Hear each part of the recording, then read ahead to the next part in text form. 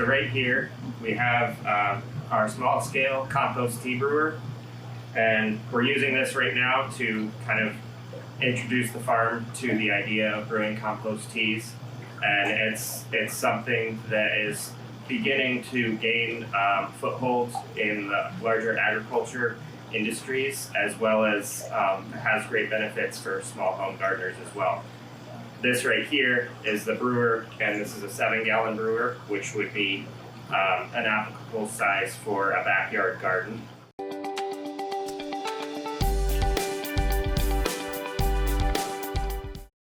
So the reason for brewing a compost tea is that it inoculates your soil and your plants with beneficial bacteria and microbes. What we're going for here with the bacterial tea is going to be particularly good for our vegetables that we're growing. However, it does have added benefits to fruit trees, garden flowers, anywhere you're planting, really. And the way it's going to help is that you're introducing the bacteria and the microbes that are beneficial to the plant, and those create, they help the plant gain immunity, as well as creating a barrier on the outside of the plant.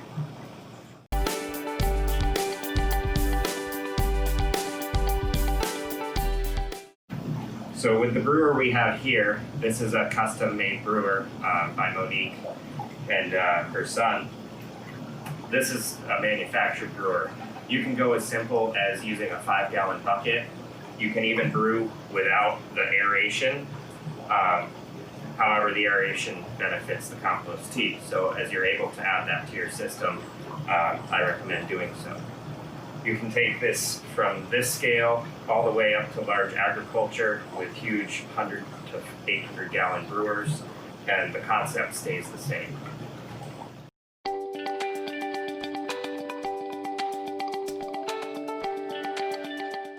So right here with this bacterial tea we're brewing, it has a few basic ingredients, mainly nitrogen products. We're using fish hydrolysate, which is liquid fish. That has a few added other things than nitrogen, such as phosphorus and other trace minerals. This is kelp extract, which is liquid kelp. It smells very bad, and this is very high in nitrogen. And then this is humic acid, which humic acid is just a very good food for bacteria and microbes. All of these things you can find at your local ag supply store and larger companies too, as well as like Home Depot or even probably Walmart.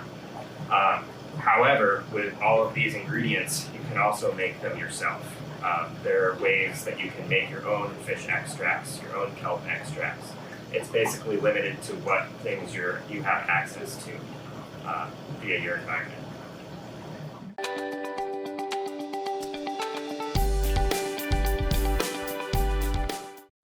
So these are worm castings. They're our main humic input for the compost tea. These are made by feeding a colony of worms, so you actually have a box that has worms in it, and you keep feeding it, and it has a screen on the bottom so that the actual castings, after they've been processed by the worms, fall through, and you're able to use them without having to pick all the worms out. This basically is what is holding all of the bacteria and microbes that are beneficial that we're looking for.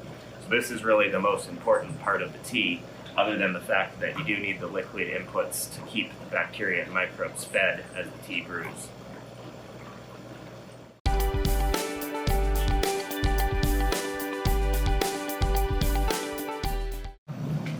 So as we're brewing our tea, what we do is we take room temperature water. So if you have a cold tap, you want to fill your tank up beforehand and let it rise to room temperature. You can kind of supplement that by using some warmer water, but it's better to use cold water because then it hasn't been heated and whatever microbes are in the water won't have been damaged. You also want to use your tea as soon as it's ready. This tea we're brewing for 24 hours, so we started it at 9:30 this morning. We'll be using it at about 10 in the morning tomorrow. You also want to think when you're applying that certain times of day can actually be detrimental or dangerous to apply teas to plants, at least foliarly speaking, which applying to the leaves. And those would be the hotter times of day, the sunnier times of day. If you do that, you're risking damaging the plants. They'll dry out and burn the foliage. And so it's better to apply early in the morning. It's better to brew it earlier in the morning. And as you're brewing it, you want to keep it in the shade and at room temperature. Whatever the atmospheric temperature is fine. It'll tend to brew a little bit faster the warmer it is.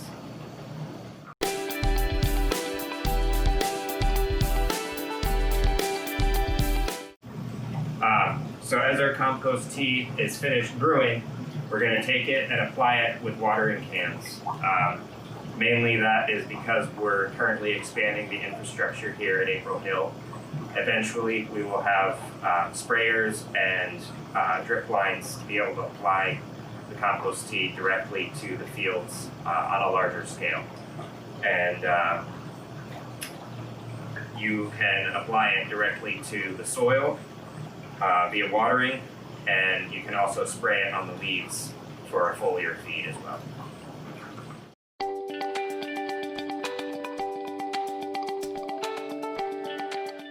I would say one of the things to reiterate is that it is like baking. If you don't add the right ingredients to the recipe, your cake turns into a brick. It's the same idea where if you don't add the right food to the tea, you're not going to end up with the microbes and bacteria you're looking for. Another thing to say would be that if you have access to a microscope, it's also useful to look through and see the actual bacteria that you're looking at in the tea, so that you can learn when you mess up the tea, when it doesn't quite come out the way you're looking for, and also when you've done it right as well.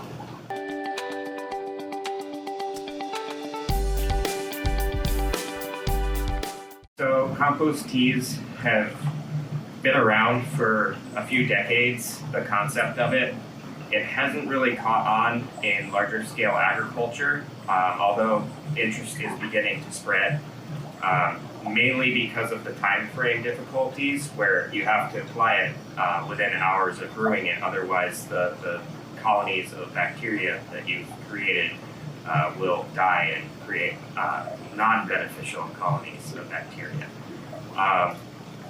For the home gardener, there are some resources that you can go to find a little more information, the science behind why this works in a little bit more detail, and as well as different recipes you can use for different teas that have different benefits.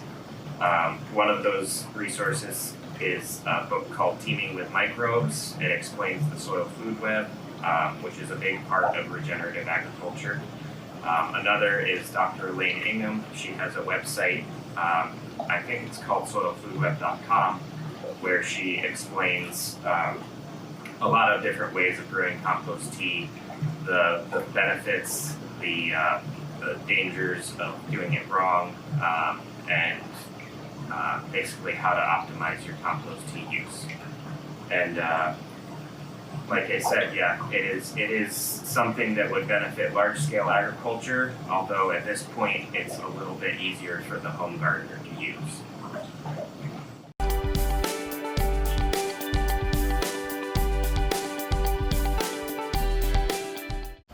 Hi, I'm Mac. I'm the Farm Apprentice here at Greenagers.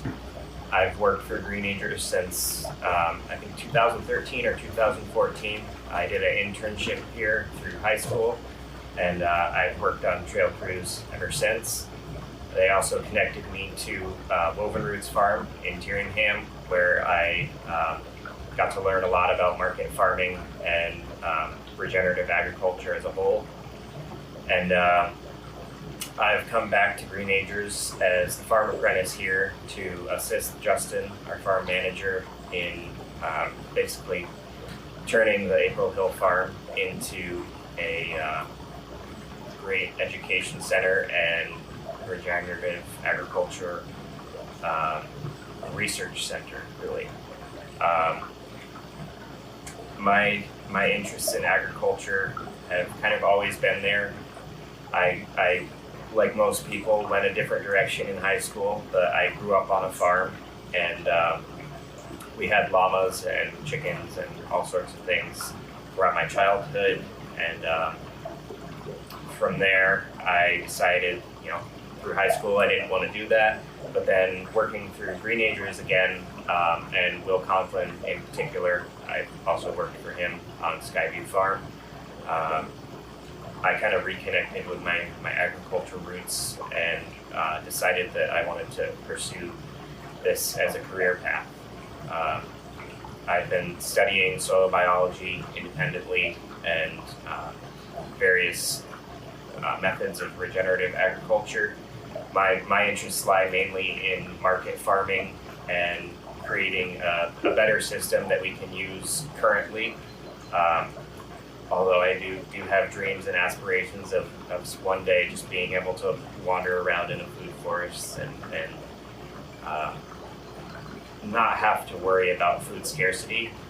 But I do see market farming and building just more regenerative systems than we currently use in conventional agriculture as a way to alleviate some of those fears that we have as a society.